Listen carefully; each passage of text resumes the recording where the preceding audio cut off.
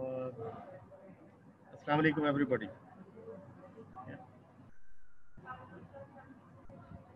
Orbit हमने शुरू किया था and I think this is the last topic which we have to cover.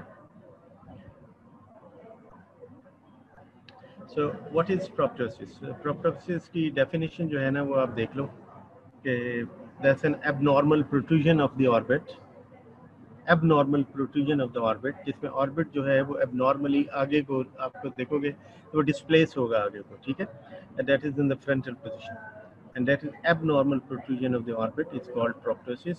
इसका जो दूसरा नाम है वी कॉल दिस एन एक्सोप्थेल्मोस, ठीक है।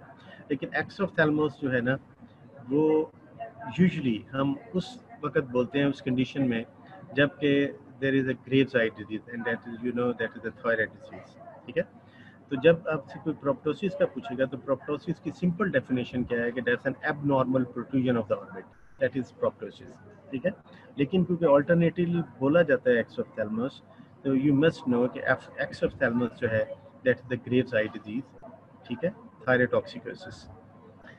इसकी दो टाइप्स हैं, एक तो ये है कि axial, if it is push directly forward the orbit we call it an axial proptosis.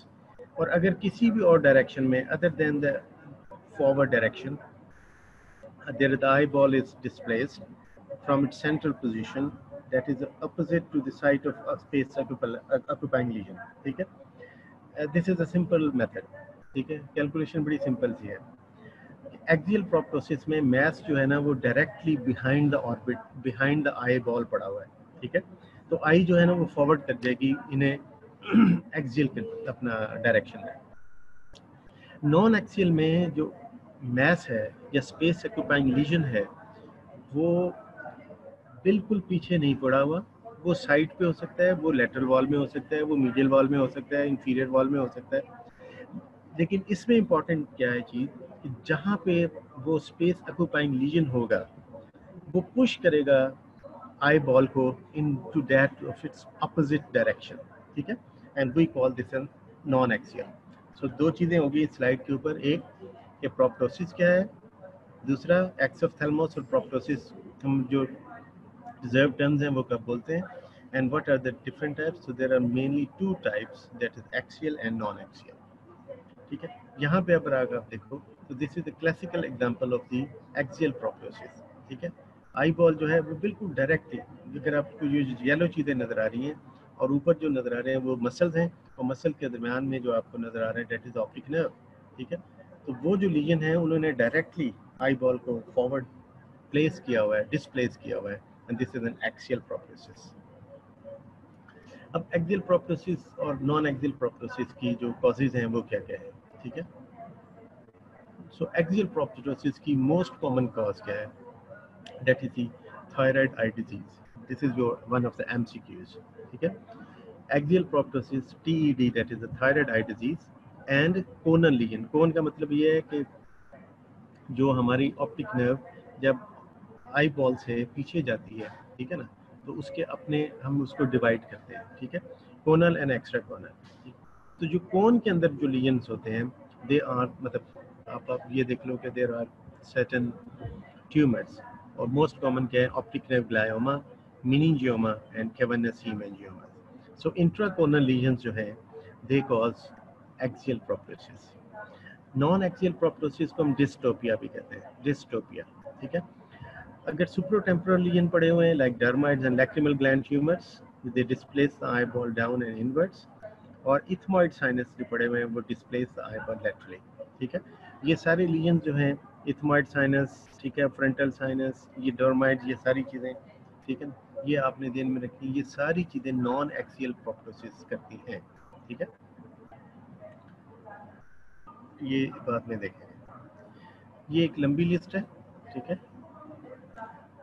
अब हमने पहले देखी थी कि कॉजेज क्या है। अब कॉजेज यूनिलैटरल भी हो सकता है प्रोप्टोसिस और बायलैटरल भी हो सकता है। एक बात याद रखनी है कि either the proptosis is unilateral और बायलैटरल। आपसे कोई पूछे कि यूनिलैटरल या बायलैटरल प्रोप्टोसिस की मोस्ट कॉमन काज क्या है, तो आपने बताना है that is the thyroid eye disease, ठीक है, number 1। Number 2 orbital cellulitis, then idiopathic orbital inflammatory diseases, then we can have the cavernous sinus thrombosis, that's the orbital vein thrombosis, orbital tumors, orbital hemorrhages and emphysema.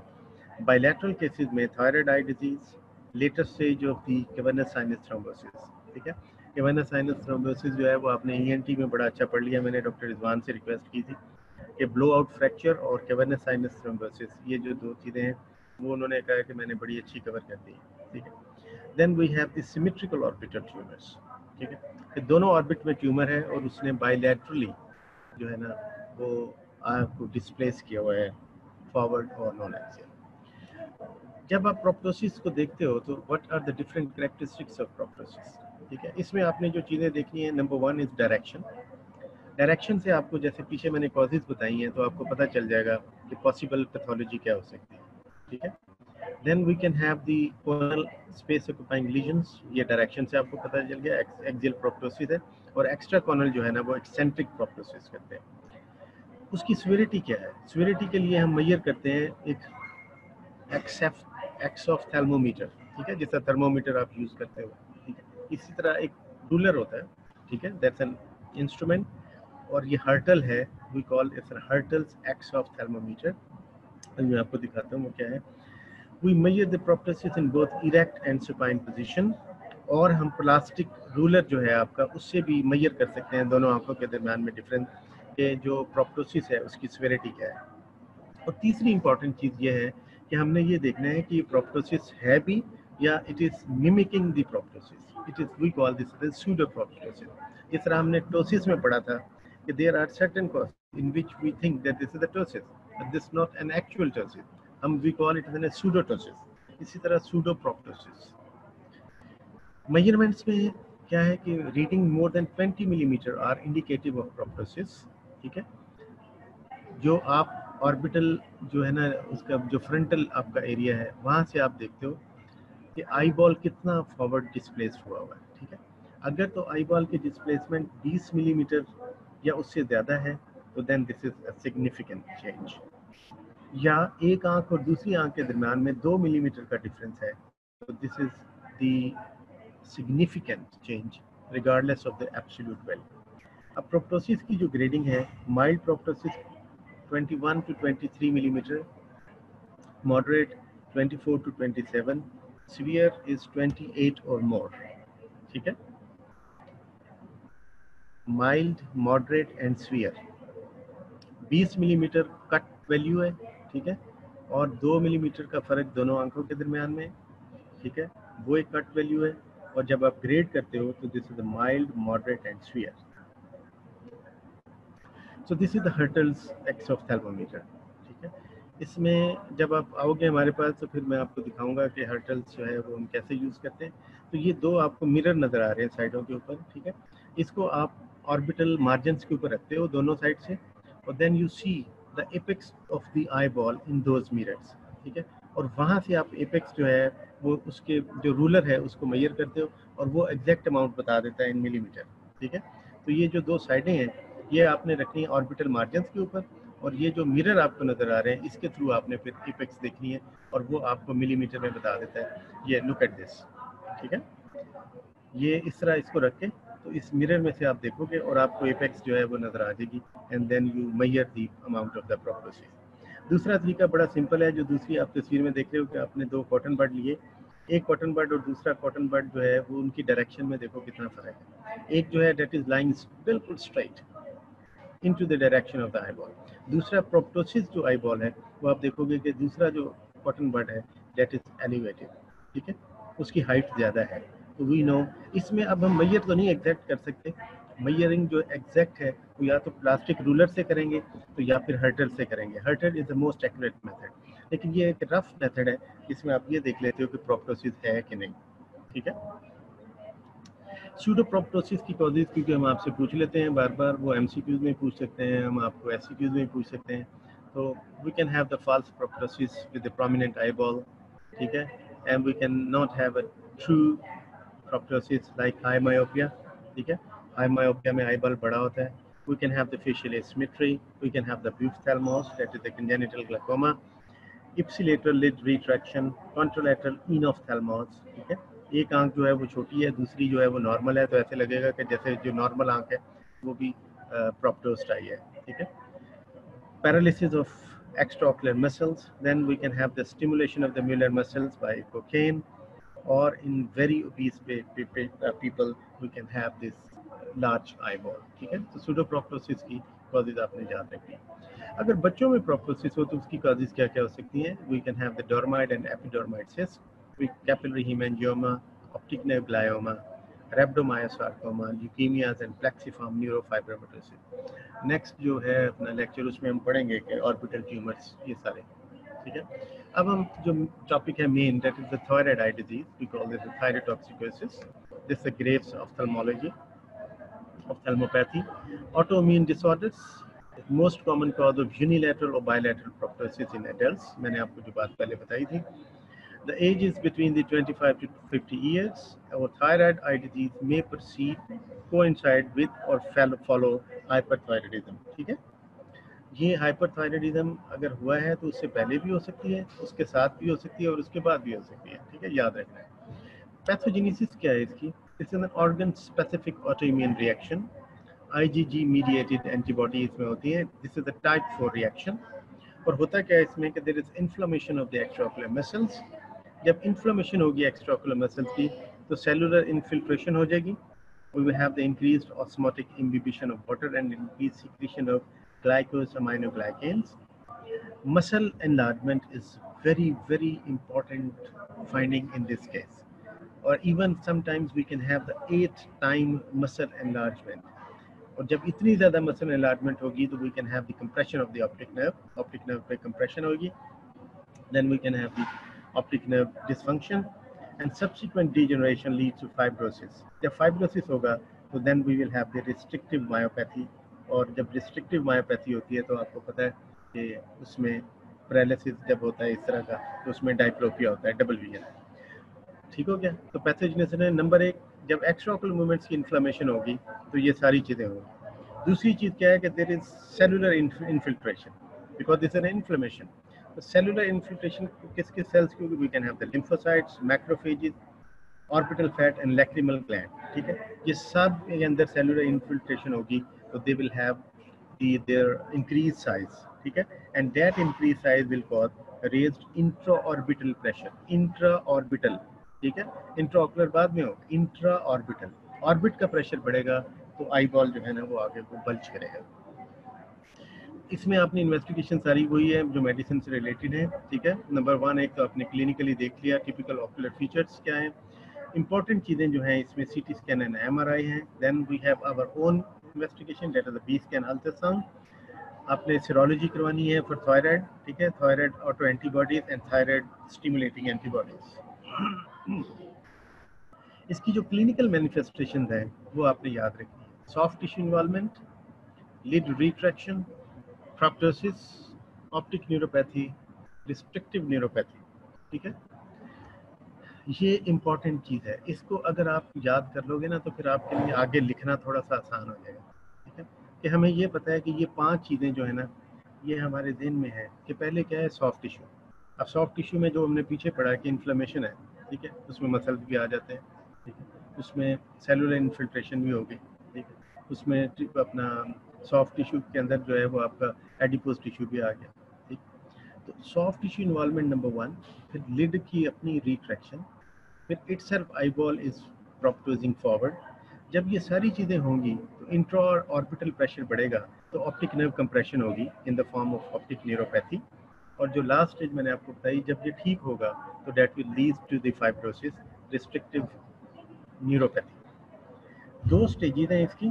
पहली stage क्या है? Inflammatory, that is red stage, congestive stage, it is always painful. और दूसरी stage में जब fibrosis हो जाता है तो we have the white eye, this is painless motility disorders, ठीक है। So there are 2 stages, congestive stage and fibrotic stage. Soft tissue involvement symptoms क्या है उसकी? We can have the grittiness, photophobia, lacrimation and retrobulbar discomfort. Signs उसके क्या है? We have the epibulbar hyperaemia, आपको आंख रेड लगेगी, we will can have the intense focal hyperemia may outline the insertions of the horizontal recti. जो आपके horizontal recti हैं, that is the medial and rectus rectus, उसके ऊपर आपको फोकली उनकी इंसर्शंस के ऊपर आप देखोगे तो आपको फील होगा कि आई इज वेरी रेड, ठीक है. Then we have the periorbital swellings. फिर इसका इंपॉर्टेंट साइन क्या है? Superior limbic keratoconjunctivitis. जो सुपीरियर लिम्बस है वहाँ पे कॉर्निया भी इन्वॉल्व होगा और कंजक्टिवा भी इन्वॉल्व होगा. केराटोकंजक्टिवाइटिस, लेकिन वो सुपीरियर लिम्बस पे होगा. We call this an SLK, superior limbic keratoconjunctivitis. And then we can have the involvement of the lacrimal gland, keratoconjunctivitis sicca, ठीक है, जो शॉजरन सिंड्रोम में आपने पढ़ा या सॉजरन सिंड्रोम में आपने पढ़ा था, ठीक है. केराटोकंजक्टिवाइटिस सिक्का, वो इन्फ्लेमेशन लैक्रिमल ग्लैंड को जब इन्वॉल्व करेगी तो we can have the dry eye, right. तो उस उनकी वजह से फिर ये सारी सिम्टम्स होंगी, ग्रेटिनेस और फोटोफोबिया और डिस्कम्फर्ट. लुक एट दिस, ठीक है. इसमें अगर आप राइट साइड पे आपको देखो तो आपको इंसर्शन ऑफ द मसल्स के ऊपर इंटेंस आपको फोकल हाइपरीमिया नज़र आ रहा है, ठीक है. और अगर आप सॉफ्ट टिश्यू इन्वॉल्वमेंट देखो तो लेफ्ट आई के ऊपर जब आई लिड्स कितनी स्वॉलन है, ठीक है, और नीचे पफीनेस देखें आप अराउंड द लिड्स, ठीक है. तो और दूसरी में आप देख सकते हो कि सो this is the red stage, congestive stage, ठीक है. इसमें आप क्या करते हो? इसमें आप लुब्रिकेंट देते हो for superior limbic keratoconjunctivitis. Corneal exposure को आपने बचाना है, ड्राई नहीं होने देना आपको. हेड एलिवेशन करनी है, 2-3 पिलोज उसको देने हैं ताकि इंट्रा-ऑर्बिटल प्रेशर ना बढ़े, कंजेशन कम हो, ठीक है. और रात को अगर आप देखो कि देयर इज कॉर्नियल एक्सपोजर तो we can have the eyelid taping. Number 2 sign is the lid retraction, ठीक है. सॉफ्ट टिश्यू इन्वॉल्वमेंट के बाद जो लिड रिट्रैक्शन है उसका पैथोजेनेसिस क्या है कि there is retraction of the upper and lower lid, and that's a very important sign that occurs in 50% of the patients. The fibrotic contracture of the levator, ठीक है, fibrotic contracture of the levator muscle or associated with adhesions to the overlying orbital tissue. Muscle fibrose करेगा और वो adhere करेगा with the overlying orbital tissue, okay? Particularly the fibrosis of the inferior rectus, right? Inferior rectus results in the lower lid retraction. Secondary overaction of the levator superior rectus complex जो है वो अपर lid का करेगा, ठीक है. Number 3 क्या है कि जैसे humorally induced overaction of the Muller muscle. जो मुलर मसल जो है दैट इज सिंपैथेटिकली अपना इनर्वेटेड, उसकी भी ओवर स्टिमुलेशन हो जाएगी, ठीक है. ये 3 चीज़ें हैं जो कि लिड रिट्रैक्शन करेंगे. अब इसके साइन क्या है? नॉर्मली आपको पता है कि अपर लिड जो है मार्जिन वो rest 2 millimetre below the limbus, ठीक है, राइट. अब जब लिड रिट्रैक्शन होगी तो लिड ऊपर उठेगी. जब लिड ऊपर उठेगी तो we can see the sclera, ठीक है, and we call this an scleral show. अब लोअर लिड जो है वो इंफीरियर लिम्बस पे रेस्ट करती है, अगर वो रिट्रैक्ट करेगी तो we will have the scleral show. अब इन साइंस के जो नाम हैं वो बड़े इंपॉर्टेंट हैं, आपने याद रखने हैं. हम आपसे पूछते भी हैं, MCQs भी होते हैं. Number 1 is the Dalrymple sign, lid retraction in primary gaze, ठीक है. बिल्कुल सीधा प्राइमरी गेज के ऊपर आपको सिक्लेरल शो नजर आएगा, लिड रिट्रैक्शन होगी. We call this an Dalrymple sign. दूसरा साइन क्या है? Cocker science. कॉकर साइन में क्या है?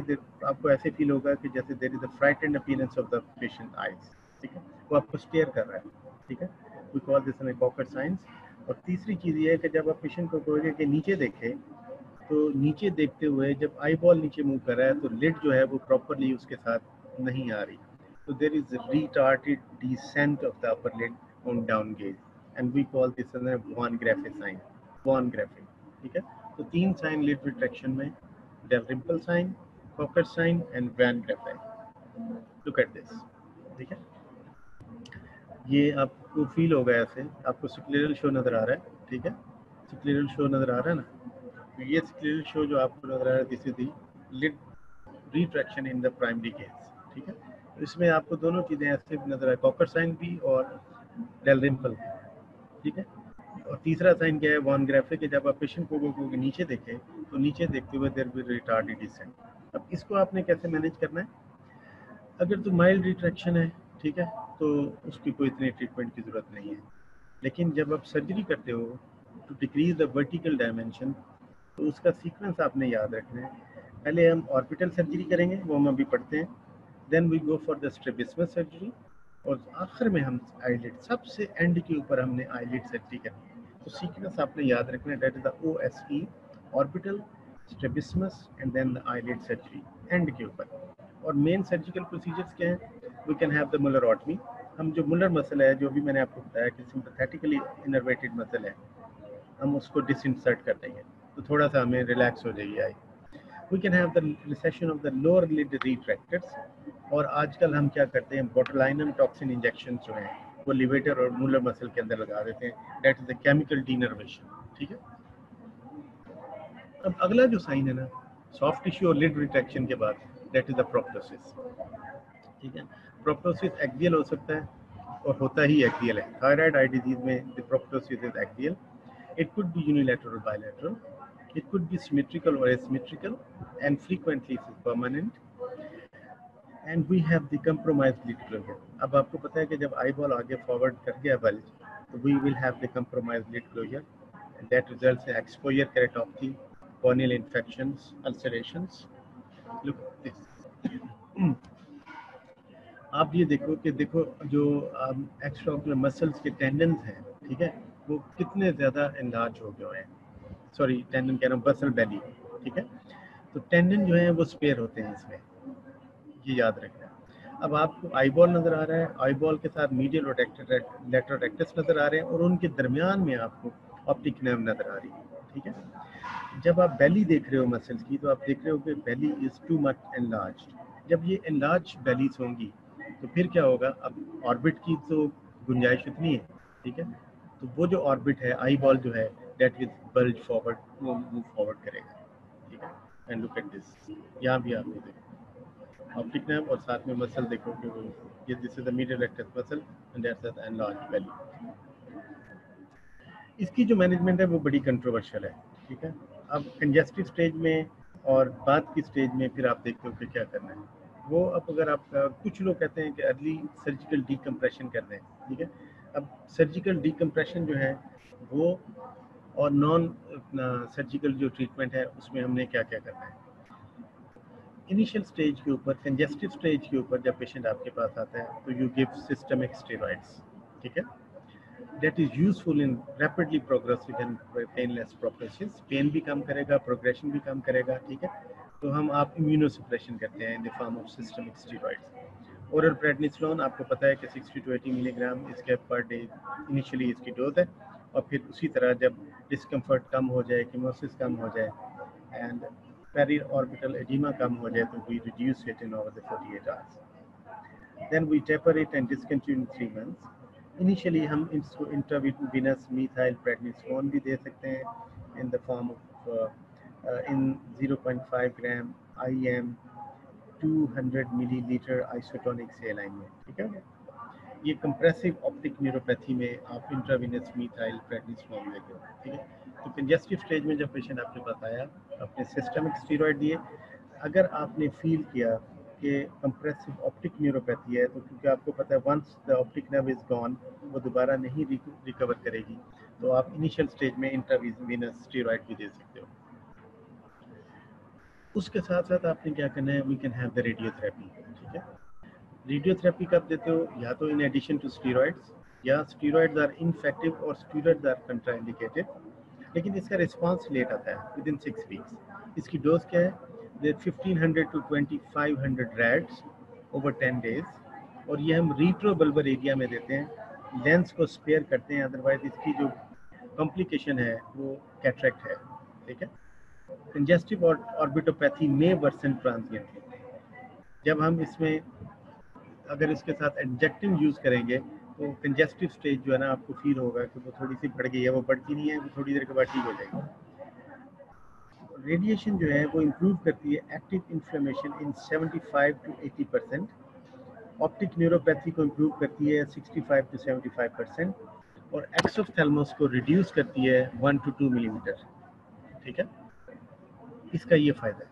और कॉम्प्लिकेशन क्या है रेडियोपैथी की, we can have the skin burn, hair loss, cataract, retinal microangiopathy. Number 3, combined therapy. Combined therapy में irradiation. Then we have the immunosuppression in the form of azathioprine और low dose prednisolone देते हैं. This is a very effective latest treatment है congestive stage में जो कि हम देते हैं. सर्जरी कब करते हैं? सर्जरी में हम decompression करेंगे. ये प्राइमरी ट्रीटमेंट उस वक्त होगा जब we can have the optic nerve compression, exophthalmos more than 24 millimeter, globe prolapse anterior to the lids, exposure keratopathy, ठीक है. और पेशेंट आपको आके कहता है कि डॉक्टर साहब मुझे तो बहुत बुरा लग रहा है, कॉस्मेटिकली मुझे देखें, ठीक है. हम एक्सटर्नल अप्रोच से भी कर सकते हैं और एंडोस्कोपिक अप्रोच से भी कर सकते हैं. एक्सटर्नल अप्रोच से क्योंकि न्यूरोसर्जन जो है वो एंडोस्कोपिक आजकल जो है वो ज़्यादा पसंद करते हैं, तो we call upon the neurosurgeon, ठीक है. इसमें 2 वॉल डिकम्प्रेशन है, 4 वॉल डिकम्प्रेशन है और 3 वॉल डिकम्प्रेशन. 2 वॉल डिकम्प्रेशन में क्या है कि हम remove part of the floor and posterior part of the medial wall वो रिमूव कर देते हैं, ठीक है. पार्ट ऑफ द फ्लोर और posterior part of the medial wall. याद रहे कि ये सारा सर्जिकल डिकम्प्रेशन है ना, ये सारी की सारी ये न्यूरोसर्जन ने करनी है, ठीक है. आई सर्जन ने करनी. आई सर्जन ज़्यादा से ज़्यादा जो काम कर सकता है इसमें वो सिर्फ लेटरल कैंथोटमी कर सकते हैं हम लोग, ठीक है. हम लोग क्या कहते हैं कि जो लेटरल कैंसस है वहाँ पे हम एक बड़ा सा कट लगा देते हैं, ठीक है, जस्ट टू इंक्रीज दी आप ये कह लो कि डायमीटर ऑफ दी ऑर्बिट, ठीक है. तो आई सर्जन सिर्फ और सिर्फ लेटरल कैंथोलाइसिस या लेटरल कैंथोटमी दोनों नाम यूज़ होते हैं. लेटरल कैंथोलाइसिस और लेटरल कैंथोटमी, ठीक है. क्योंकि लेटरल साइड के ऊपर हमारे पास जगह है, मीडियल साइड पे तो हमारे पास जगह है ही नहीं, तो हम जो लेटरल कैंसर है ना उसको जो है वो कट कर देते हैं और वो जगह ज़्यादा बन जाती है. बाकी ये सारे काम जो हैं डिकम्प्रेशन 2 वॉल 3 वॉल और 4 वॉल जो है ये सारे न्यूरोसर्जन ने करने हैं, ठीक है. तो 3 वॉल में हम एंट्रल, एथमॉइडल और लेटरल वॉल्स भी करते हैं और वो हमें 6 to 10 मिलीमीटर का रिसेशन देता है, ठीक है. जब हम करते हैं इसको सर्जिकल डिकम्प्रेशन तो प्रोप्टोसिस कम हो जाता है 6 to 10 मिलीमीटर. और अगर उससे भी ज़्यादा 4 वॉल, हम 3 वॉल करके उसको lateral half of the orbital roof and sphenoid at the apex of the orbit, और ये हमें 10 to 16 मिलीमीटर का जो है ना वो रिडक्शन करता है इन दी प्रोप्टोसिस. अगली चीज़ है रिस्ट्रिक्टिव मायोपैथी. रिस्ट्रिक्टिव मायोपैथी में वो डायग्नोसिस इसका क्या है? 30 to 50% of the patients they develop ophthalmoplegia, ठीक है. Ocular motility initially restricted by edema and later by the fibrosis. ये आप सेंस कर लो, इसको समझ लो, ठीक है. ऑक्यूलर मोटिलिटी दोनों तरीके से कम होगी. पहले क्या था? पहले एडिमा हुआ था, ठीक है. एडिमा हुआ तो मसल्स के पास जगह कम हो गई, ठीक है. अब वो कंजेस्टिव स्टेज में वो एडिमा शुरू में तो हमें ऐसे लगा जैसे मसल्स जो हैं वो काम नहीं कर रहे. अब वो कंजेस्टिव स्टेज आपने ठीक कर ली, कंजेस्टिव स्टेज आपने स्टीरॉयड भी दे दिए, आपने अगर रेडिएशन भी करनी थी वो भी कर ली, ठीक है. अब वहाँ पे हो गया फाइब्रोसिस. अब जब फाइब्रोसिस होगा तो वो फिर मसल्स को पकड़ेगा, ठीक है. तो दोनों सूरतों में जो मसल ऑक्यूलर मोटिलिटी है दैट कैन बी डिस्टर्ब्ड, डीरेंज्ड. तीसरी चीज़ क्या है कि इसको नोट करने के लिए कि जब आप इंट्राऑक्यूलर प्रेशर चेक करते हो, आपने पेशेंट को स्लिट लैंप पे बिठाया, आपने कहा कि मैं इसका इंट्राऑक्यूलर प्रेशर चेक करता हूँ, गोल्डमैन टोनोमेट्री करने लगे हो आप, तो अगर आप पेशेंट को कहो कि वो अप गेज देखे, ठीक है, तो there will be increase in the intraocular pressure. क्यों? अब इंक्रीज इसलिए होगा कि वहाँ पे मसल जो थे फाइब्रोटिक है, अब वो मसल जोर लगा रहा है ऊपर देखने के लिए. जब वो मसल जोर लगाएगा तो आंख का प्रेशर बढ़ जाएगा, ठीक है. समझ लगी बात? तो जब मसल जोर लगाएगा तो आंख का प्रेशर बढ़ जाएगा. So there will be increase in intraocular pressure. So this is just a sign, diagnostic sign है कि जब आप इंट्राऑक्यूलर प्रेशर चेक करो तो आपके इसके ऊपर इंट्राऑक्यूलर प्रेशर रेज हो जाता है. अब यहाँ पे मोटिलिटी डिफेक्ट्स कौन कौन से हैं? वो 4 हैं. एलिवेशन. एलिवेशन हो का मतलब क्या है? इंफीरियर रेक्टस इन्वॉल्व है, फाइब्रोटिक हो गया, ऊपर नहीं जा रही आंख. Then we have the abduction, depression and adduction. तो ये 4 मोटिलिटी डिफेक्ट्स हैं जो कि आप रिस्ट्रिक्टिव मायोपैथी में देखोगे, ठीक हो गया ना. और ये याद रहे कि ये जो 4 मोटिलिटी डिफेक्ट्स हैं ये उस वक्त हो रहे हैं जब ऑपोजिट मसल जो है ना वो फाइब्रोटिक है। अगर आप पेशेंट को कहते हैं कि ऊपर देखो, तो ऊपर देखने का मतलब ये नहीं कि उसका सुपीरियर लिवेटर कॉम्प्लेक्स चला गया, नहीं, उसका इंफीरियर रेक्टस जो है ना वो इन्वॉल्व हुआ है। ठीक है, इंडिकेशंस क्या है सर्जरी के रिस्ट्रिक्टिव मायोपैथी में? We have the diplopia in primary gaze or reading positions. Disease is quiet and angle of deviation is stable for 6 months. गोल इसका क्या है कि हमने बाइनोकुलर सिंगल विजन अचीव करनी है, binocular single vision BSV। And technique क्या है? Technique ये है कि आप रीसेशन करते हैं, रीसेक्शन नहीं, recession, recession of the inferior muscle, inferior rectus और मीडियल रेक्टाई विद एडजस्टेबल स्विचेस। और दूसरी चीज़ क्या है कि आप बोटुलिनम टॉक्सिन इंजेक्शन, जो मैंने आपको बताया कि आजकल हम बहुत ज़्यादा यूज़ करते हैं, ठीक है, बोटुलिनम टॉक्सिन। तो टेक्निक आपने याद रखनी है, इसमें हम रीसेशन करते हैं और मोस्ट कॉमन इन्वॉल्व मसल जो है, क्योंकि वो इंफीरियर रेक्टस होता है, तो इसलिए फिर इंफीरियर रेक्टस जो है ना वो उसको देखते हैं। अगली चीज़ है ऑप्टिक न्यूरोपैथी। ऑप्टिक नर्व अगर डैमेज हो जाए तो आप एवरीबॉडी नोस ऑप्टिक नर्व का फंक्शन दोबारा नहीं आता। ठीक है, सो this is a serious complication and it is caused by the compression of the optic nerve and it may lead to severe permanent visual impairment. लेकिन इनिशियली अगर आप इसको देखो, we can prevent it is preventable visual impairment। लेकिन अगर आपने शुरू में ध्यान नहीं दिया तो इवन आप समटाइम्स आप देखते हो कि पेशेंट आपके पास आया रोड ट्रैफिक एक्सीडेंट के साथ and the patient has got the black I.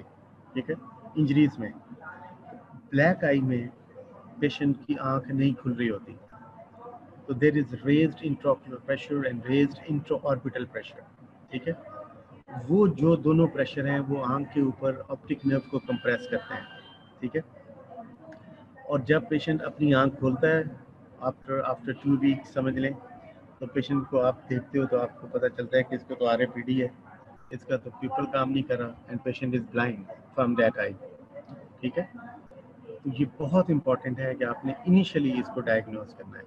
Presentation क्या है? With the impairment of the central vision. Patient को खुद चाहिए कि वो अपना मॉनिटर करे visual functions like visual activity, visual field, और हम लोग उसका ऑप्टिक टेस्ट देखेंगे। ठीक है, ट्रीटमेंट इसमें क्या है? Treatment is we have the steroids and orbital decompression, जो मैंने आपको बताया था कि सर्जिकल डिकम्प्रेशन जो है वो हम ऑप्टिक न्यूरोपैथी अगर वहाँ पे हो रही हो, we go for the surgical decompression. ये इम्पॉर्टेंट एक स्लाइड है, इसको आपने देखना है और इसमें आपने याद करना है, इसको आप कॉपी कर लो। ठीक है, ये आपसे हम पूछते हैं और ये हर दफ़ा पूछेंगे। ठीक है, दिस इज नो स्पेक्स। ठीक है, no specs disease severity score. ठीक हो गया, no specs. N for no signs or symptoms. O, there is only signs, no symptoms. S stands for soft tissue involvement. ये स्लाइड अगर आपको याद होगी ना तो समझे कि ये जो पीछे वाला जितना मैंने पढ़ाया ना वो सारा कुछ आपको याद हो गया। ठीक है, Fatima Qadi wants to ask something? Okay, ठीक है, तो ये नो स्पेक्स जो है ना, ये डिजीज सेवेरिटी स्कोर अगर आपने याद कर लिया इस स्लाइड को तो समझे कि आज का सारा लेक्चर आपको बिल्कुल याद हो गया आसानी के साथ। नो साइंस और symptoms, only signs and no symptoms. S stands for soft tissue involvement. Soft tissue involvement मैंने आपको बता दी थी। ठीक है, उसमें मसल congestive stage। ठीक है, P stands for proptosis। अब extraocular muscle involvement हुए हैं, this is E। cornea involve हो गया, this is C। and S stands for sight loss। ठीक है, तो 0 1 2 3 4 5 6। ठीक है, तो ये स्कोर आपने याद रखे, नो स्पेक्स। अब अगली जो इसमें डेफिनेशन है, जब आप ये देख लेते हो नो स्पेक्स, आगे आ गया सॉफ्ट टिश्यू इन्वॉल्वमेंट। ठीक है, जो कि S के साथ स्टैंड कर रहा है। ठीक है, स्कोर नंबर 2 देख लो, सॉफ्ट टिश्यू इन्वॉल्वमेंट। इसमें नो स्पेक्स में ये आपने चीज़ें याद कर ली। अब अगली चीज़ क्या है कि सॉफ्ट टिश्यू इन्वॉल्वमेंट हो गया, तो सॉफ्ट टिश्यू इन्वॉल्वमेंट की अगली जो क्लासिफिकेशन है या स्कोरिंग है, we call it the relief. Relief, ठीक है। अब रिलीफ में क्या है, R stands for resistance to retropulsion. आप आई बॉल को पीछे की तरफ लेके जाते हो, रिट्रोपल्शन करते हो, तो वो आई बॉल रेजिस्ट करता है रिट्रोपल्शन के लिए। आप अपने अपने ना आई बॉल के ऊपर हाथ रख के पीछे की तरफ धकेलोगे ना, तो थोड़ा सा पीछे चला जाएगा, ठीक है, दैट इज नॉर्मल, क्योंकि पीछे जगह मौजूद है। लेकिन सॉफ्ट टिश्यू इन्वॉल्वमेंट जब हुई तो देयर इज एडिमा, ऑर्बिट उसके साथ भरा हुआ है, तो रिट्रोपल्शन नहीं होगी।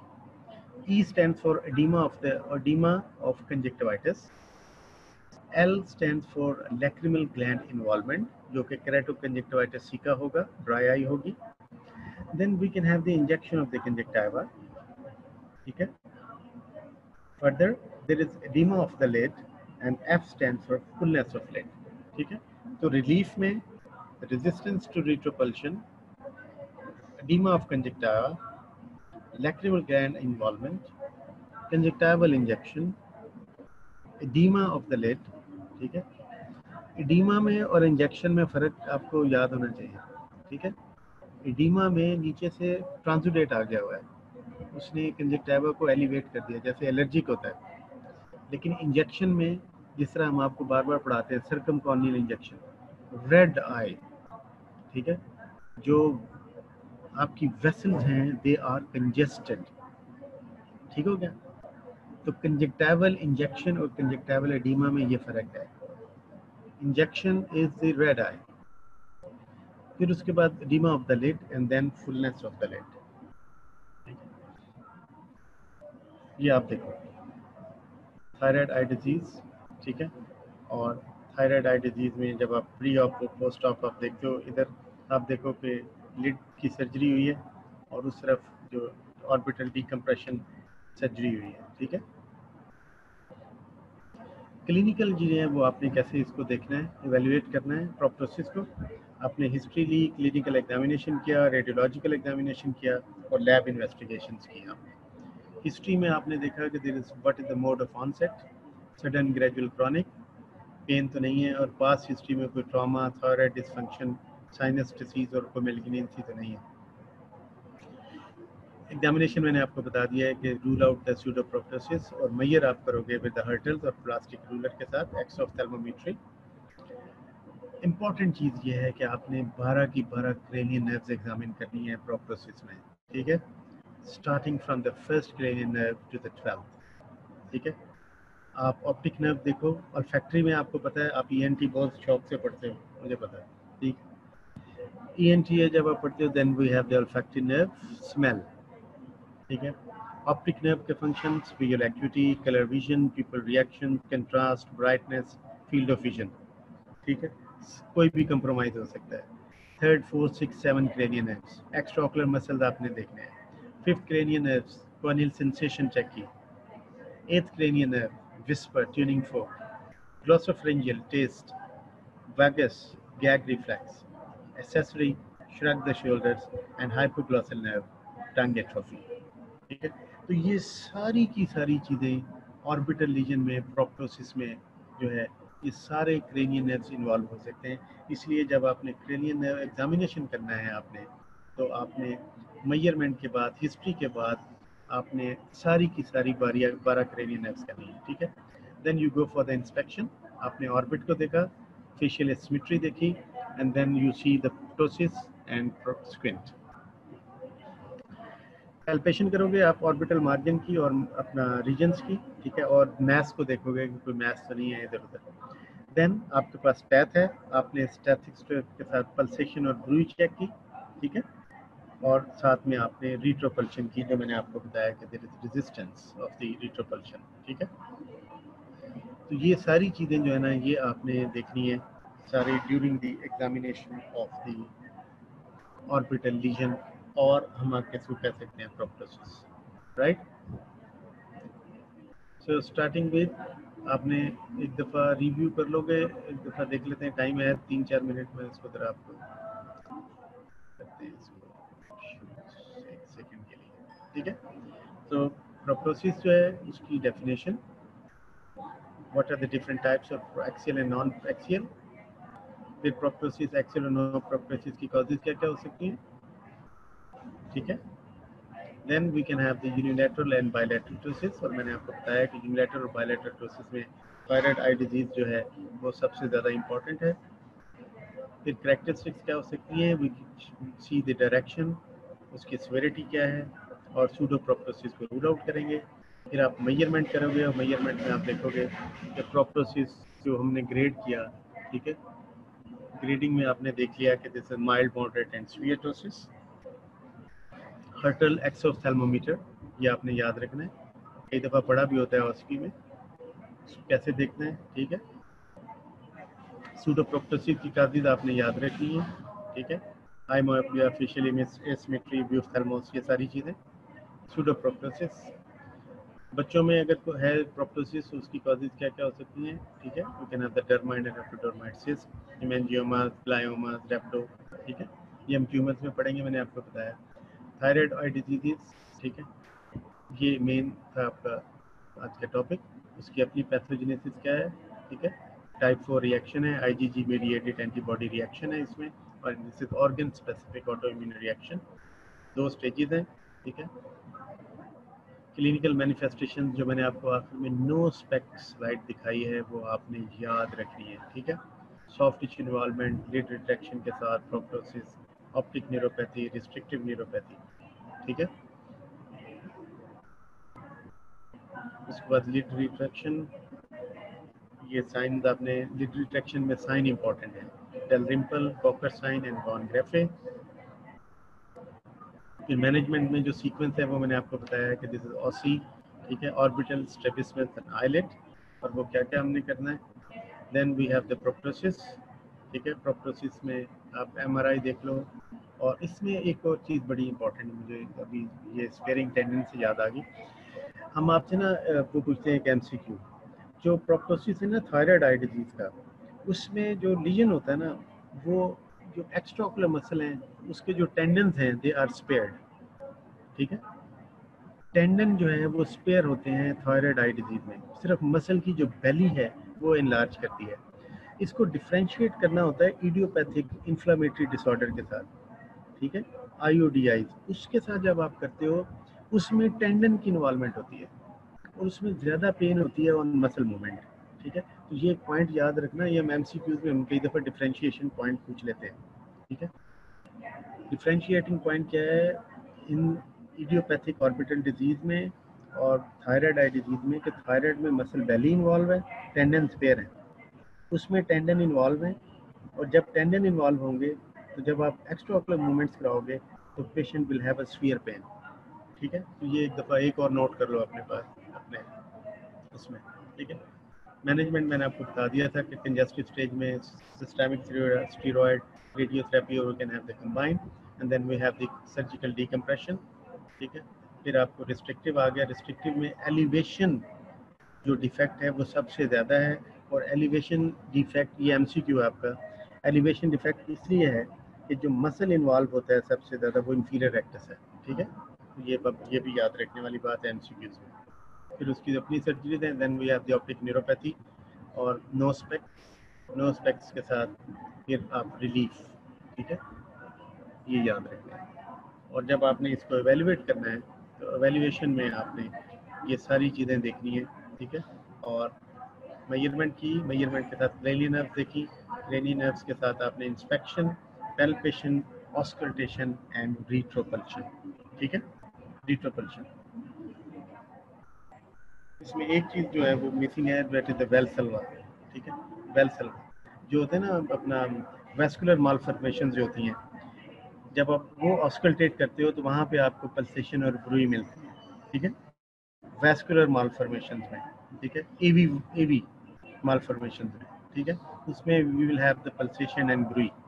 और जब उसमें आप वेलसेल्वा करते हो, वेलसेल्वा करने का तरीका ये होता है कि आप पेशेंट को कहते हो कि या तो ब्लो करें, तो या उसको आप पोजीशनिंग करते हो, उसको नीचे बिठाते हो, ठीक है, उसका सर नीचे कर लेते हो। इवन हम जो अपना जब आप नमाज पढ़ते हो तो सजदे में जाते हो, तो वो सजदे में जाने की जो पोजीशन होती है उसमें भी जो एवी मालफॉर्मेशन होती है उसमें जो प्रोप्टोसिस की अमाउंट है वो बढ़ जाती है। This is an important sign, ठीक है, कि जब आप वेलसेल्वा करते हो तो एवी मालफॉर्मेशन जो होती है, वेस्कुलर लीजन जो होते हैं, they have the tendency to increase in the amount of proptosis, ठीक है.